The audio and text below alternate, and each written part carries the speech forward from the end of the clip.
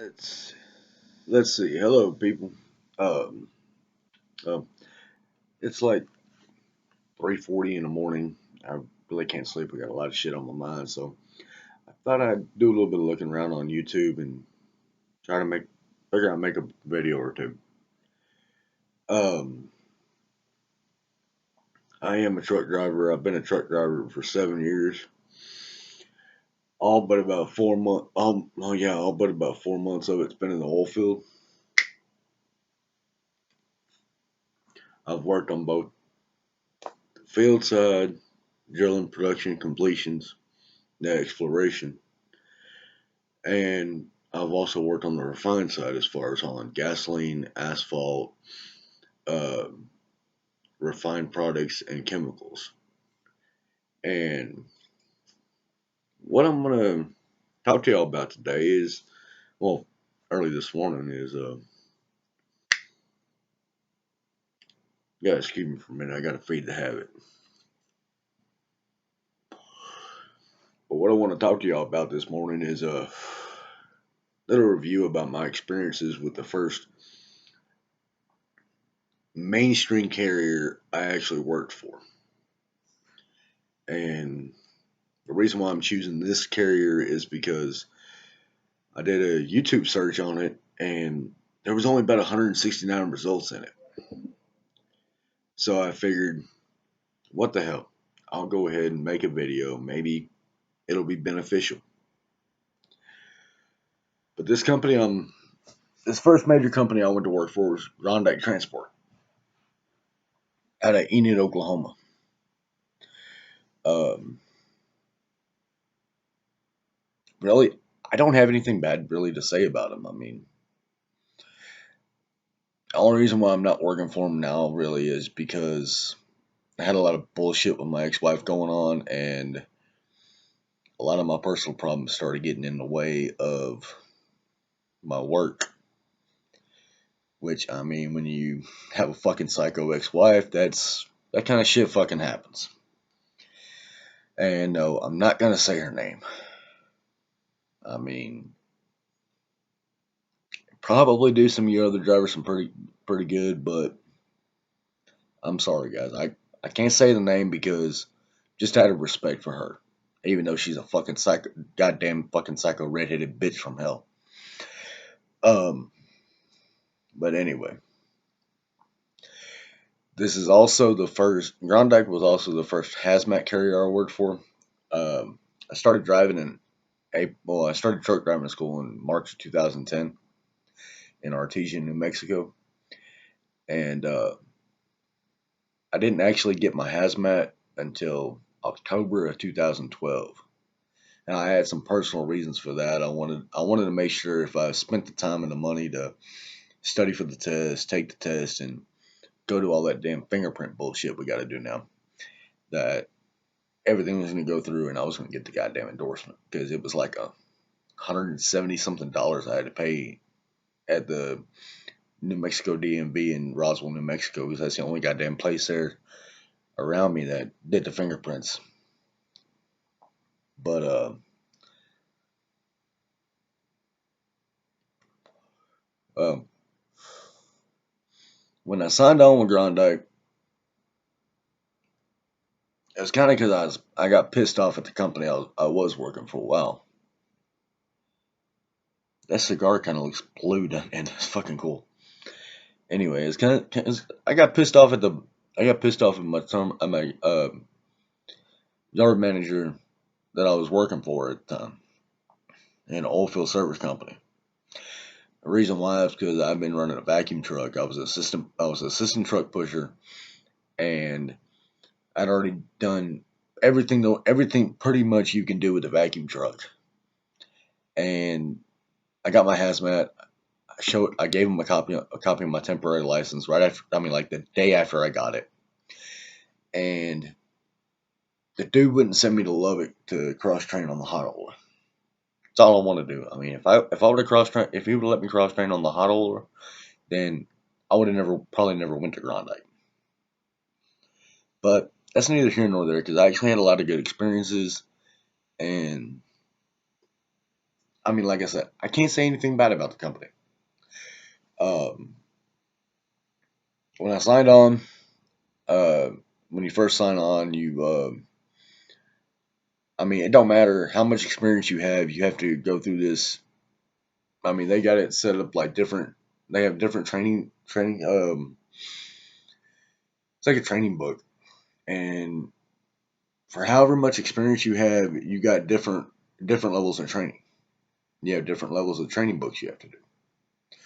Well, the training book I fell in, I think I had to be with the trainer for like 10 days, which I mean that was fine with me because I was still getting paid. You get paid training, paid everything. I mean, you don't do shit for free with Groendyke. Uh, when I was doing training, um, I got a taste of hauling fuel, doing gravity drops, pump offs, loading fuel, doing Scully, learning how to run the Scully system. Um, I loaded at the Holly Navajo refinery in Artesia. I also loaded in Midland. It was either Midland or Big. It was either no. I think it was Odessa. I loaded at the refinery there also. Uh, After that, I started. Um, well, then we did some asphalt runs. And asphalt, we go pick up. We go to Levington, New Mexico, to the Holly refinery there, and pick up AC-20, which is a form of asphalt cement. I mean, you would think since this is hot oil that it would be a hazardous material, but it's actually not. Uh, those placards that say hot, those white placards that say hot 3257, those are actually markers. You don't even have to have hazmat to haul asphalt, technically. Although a lot of your asphalt companies, carriers, they want you to have hazmat. They want you to have hazmat just so that they can make sure that you know what the fuck you're doing with the load. Because the trailers are all smoothbore. And those trailers are 7,500 to 8,000 gallon smoothbore spread axle asphalt trailers. Um, they also used tandem axle, which was about maybe 6,000 gallon capacity tandem axle trailers, but those were like used for products that you got out of the product plant, which was separate from the refinery, and took to actual work sites. Uh, a lot of those jobs actually sucked because they were pump offs, and half of them took all damn day. Um, like I said, I was in training for about 10 days, and then I got my truck. Um, yeah, they're set at 65, but I mean, when you're hauling asphalt, you do about 3 loads a day, and you get about $100 a load. The deliveries to the job sites, sometimes they pay a little bit more, sometimes they pay a little bit less. It all depends on how far you got to go and what the product is. Um, Probably the worst paying, the one that paid the worst in art at Artesia was the fuel. But then again, I mean, hauling fuel, I mean, you really got to bust your ass big time to make money at that because of all the waiting time at the fuel racks, and then your offload time. If you have multiple drops on it, I mean, there's a lot of factors in there. I mean, you really got to bust ass to make money at hauling fuel. Um, my deal was after I got done with my training, my deal was hauling asphalt, and I was making some pretty good money at that.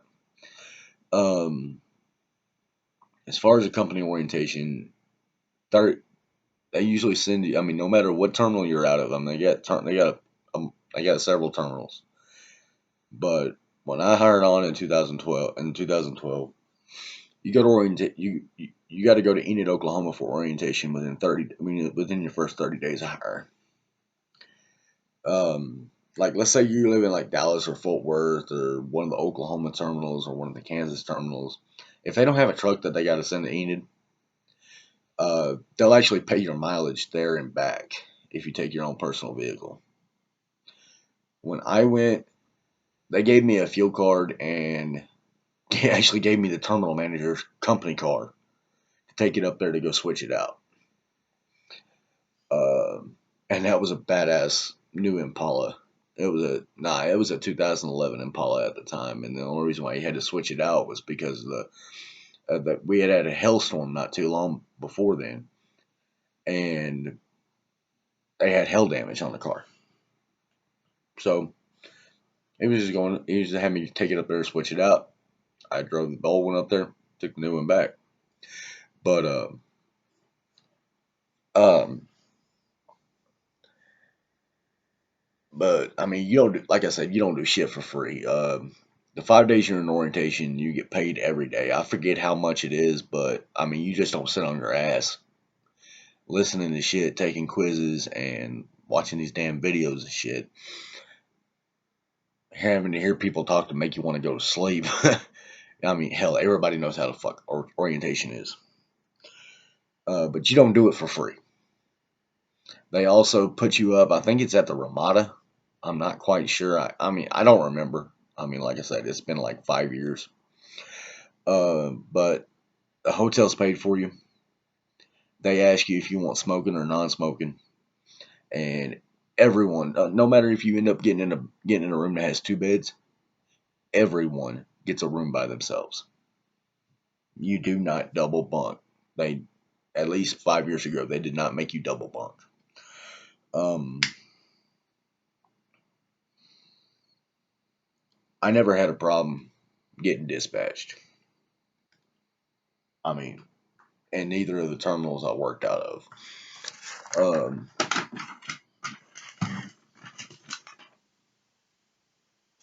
like I said, in Artesia, when I was hauling asphalt, I was making roughly $300 a day.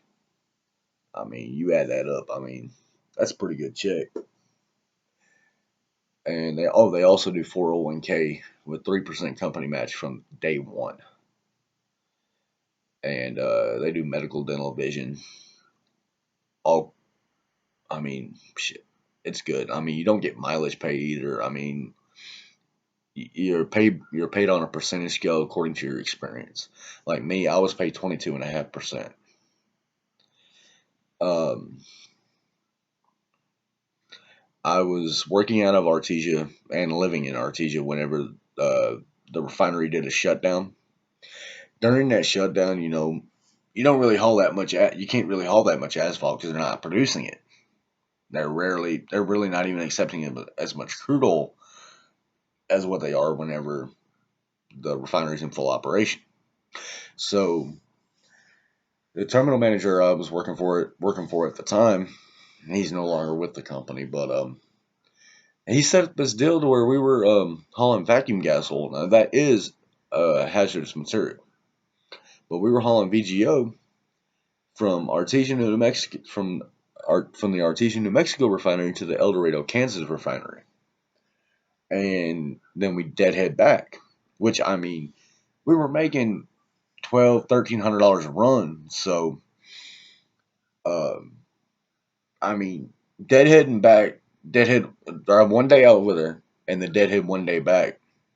Go home for the night, get another load, go back out, do 3 trips a week. I mean, shit, I couldn't complain. I mean, I was making bank. Um, then after El Dorado went to shut down, we started hauling the VGO from Artesia to Cheyenne, Wyoming. However, I mean, it paid the same $1,100 going up there. But it paid like $1,100 or $1,200 going up there. It was a 1 day run up there, depending on if you were a driver or a pussy. But uh, you get up there and you spend the night. You get unloaded. I mean, you go get unloaded. You get up there and spend the night. Then the next morning you go to the refinery, get unloaded, turn right back around, reload at the same refinery, AC10, which is another form of asphalt cement, and take it back to Artesia.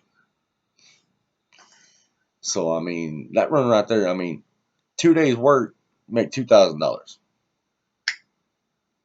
I wasn't complaining at all. Period.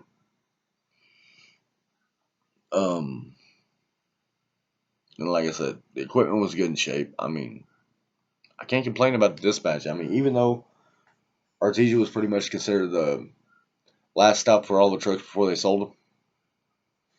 I mean, everything was in good. Everything was in good shape. I mean, I had a International 9200i Eagle with a C15 on the hood and 10 speed. First, they tried to put me in some. First, they tried to put me in one with a Super 10. Oh wait, yeah, the International had a Super 10 in it. Then I got them to put me in a Freightliner after a driver quit, and they didn't tell me that they had a new EC input in it and it wasn't programmed. It wasn't. The speed wasn't cut down. Didn't find that out till I was in the hills in southern Colorado. But me and my psycho ass ex wife ended up moving to Houston, no, to East Texas, and I transferred to the Houston terminal. Um, this was in the first part of 2013, and they put me in a 2012 International Pro Star Eagle Plus with I think it was a 77 or 78 inch high rise sleeper. God, it had a lot of room in it, and it was there that I got into hauling chemicals. Well, I mean, what they call over the road is a system, and my system was that. And wait, before I get into that, well, I would go from Houston to Pennsylvania, and then from Pennsylvania, I'd either go over to Chicago or I'd go down to Georgia. If I went to Chicago, I got a load out of Chicago, either coming back down to Texas or going to Oklahoma or Louisiana, or I go down to St. Louis and haul out of St. Louis for a little while, helping them out. If I went down to Georgia, I usually got a load either going towards Tulsa or going back into Texas. Um, but what I would haul out to Pennsylvania, there ain't too many people that'll haul it. I used to haul glacial acrylic acid now. I mean, in its everyday form and its polymer form, it makes all your ABS plastic, your CDs, your DVDs, stuff that everybody uses every day that's safe. But in its single monomer form as glacial acrylic acid, now it's now you say it's acid, yeah, it's listed as a corrosive. It's placarded corrosive, but however, this shit has to be hauled in a special trailer called a heat exchanger trailer.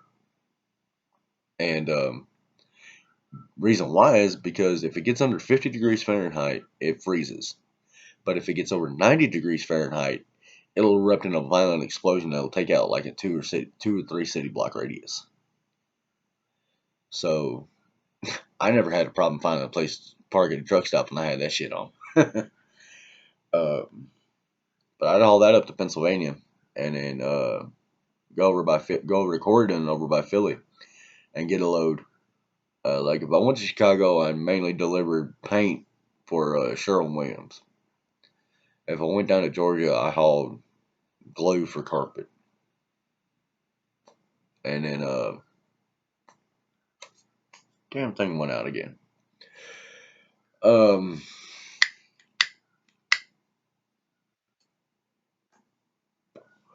and like I said, occasionally I'd haul out of Tulsa for Baker Hughes, and occasionally I'd haul out of St. Louis. Um, one time they sent me to California.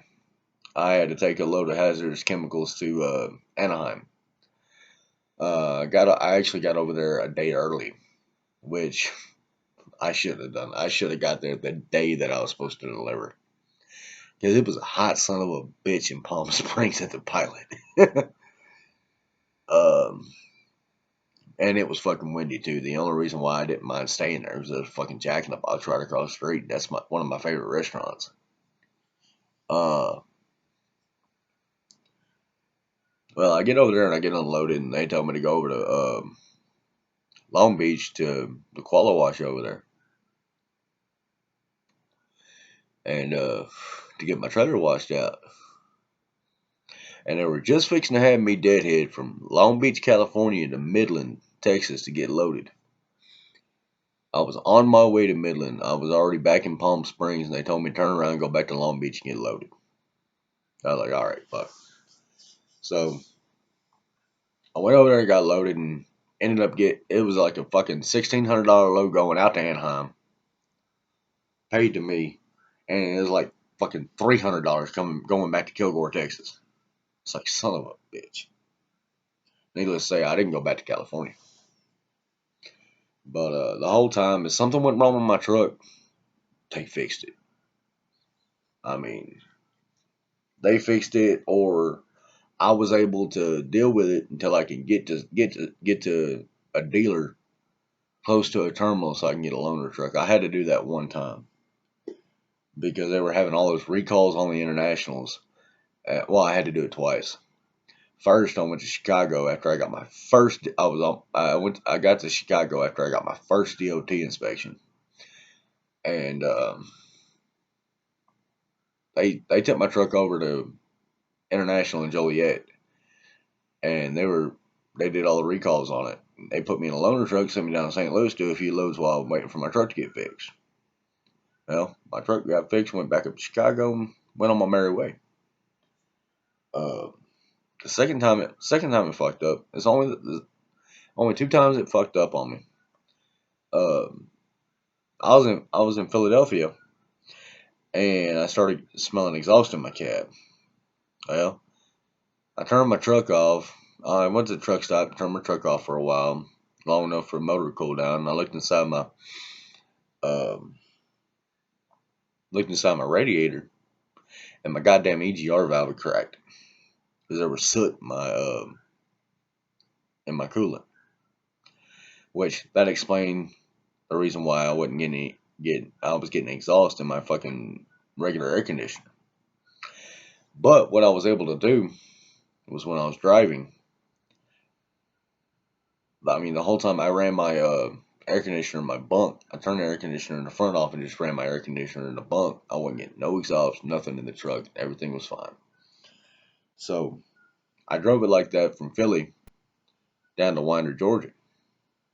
Well, when I was in Winder, they had me bobtail it. Had somebody follow me over to no, they actually had me take it. They actually had me take it over to Atlanta, to International in Atlanta. I picked up a truck that they had there. I swapped trucks, put my stuff in that truck, left my truck there at International. Well, I went in for days off and everything. I went back to Houston, took my days off and everything, and I made my way back to Georgia, and my truck was ready. I swapped back over and got back in my ProStar and took off. I mean, that's the only two major problems I had with the damn thing. Um, like I said, the only reason why I ain't working for Groendyke today is because I was having a lot of family problems, and I mean, it was just interfering with my work, and I was also very, very fucking depressed at the time because I was in a fucking shitty ass relationship. I actually went over the road to keep from being at home. But my name's Alan. My CB handle's West Texas Bandit. Uh, I think I'm gonna do some more of these reviews, these company reviews, and along with my games that I broadcast, and also with along with videos of me going to drilling rigs or oil field sites. Um, so let's see how this shit goes. People have been making money on YouTube doing shit like this, so let's see how it works. I hope this video has been informative. Like I said, there was only like 169 results when I looked up Groendyke transport reviews. As a former driver, maybe I might be able to maybe I might have just helped somebody make a decision on the company or something. Uh, I don't know, but I can tell you this: paychecks are always good. So until next time, y'all have a good one. Keep the shiny side up and the rubber side. Keep the shiny side up, the rubber side down, and keep that goddamn left-hand door closed. Fuck them e-logs. You still make money on. Later.